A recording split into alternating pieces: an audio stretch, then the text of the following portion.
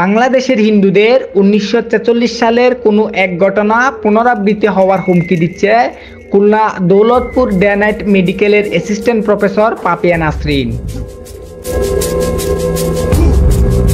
ঠিক কি হয়েছিল ১৯৪৬ সালে, যা শুনতেই এত বছর পরেও হিন্দুরা এমন রিয়াকশন জানাচ্ছে?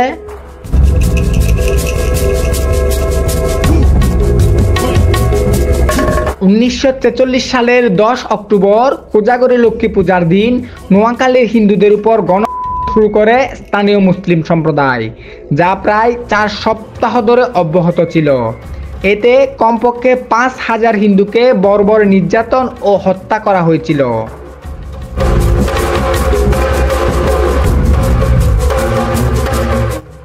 এছাড়া শত শত হিন্দু নারীকে গণধর্ষণ করা হয় এবং হাজার হাজার হিন্দুকে জোরপূর্বক ইসলাম ধর্মে ধর্মান্তরিত করা হয়েছিল।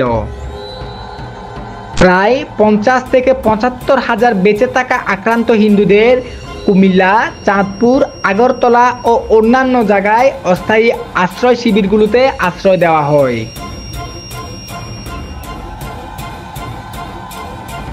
এছাড়া প্রায় ৫০,০০০ আক্রান্ত হিন্দুকে নোয়াখালীতে মানবেতর জীবনযাপন করতে বাধ্য করা হয়।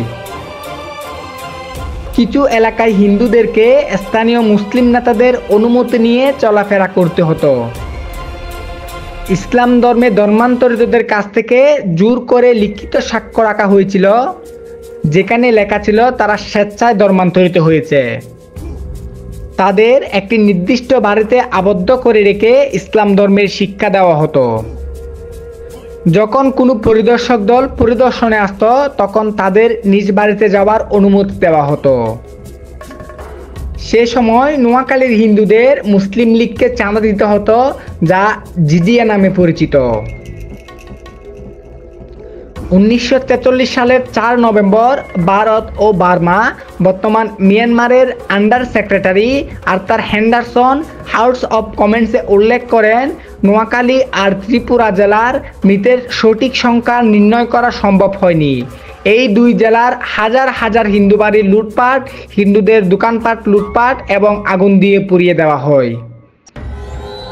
শুধুমাত্র ত্রিপুরা, বর্তমান কুমিল্লা জেলাতেই ৯,৮৯৫টি ধর্মান্তরকরণের ঘটনা নথিবদ্ধ করা হয়েছে। নোয়াখালীতে যার সংখ্যা ছিল অগণিত। এছাড়া হাজার হাজার হিন্দু নারীদেরকে অপহরণ করা হয়েছিল।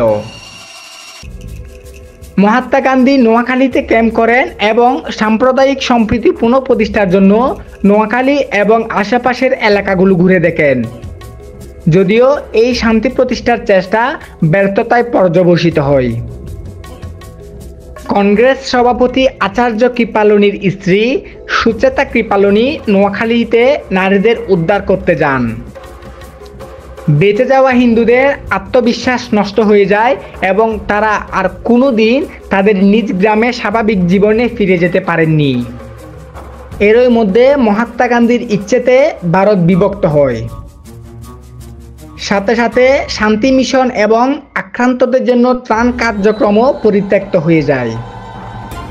সেই সাথে নোয়াখালী, কুমিল্লা সহ সারা পশ্চিম পাকিস্তানের হিন্দুদের মুসলিমদের মধ্যে এক অন্ধকার ভবিষ্যতে ফেলে রেখে চলে যায় কংগ্রেস ও মহাত্মা গান্ধী। গান্ধীর সেই সিদ্ধান্তের ফল এখনও বাংলাদেশের হিন্দুদের বুক করে যেতে হচ্ছে।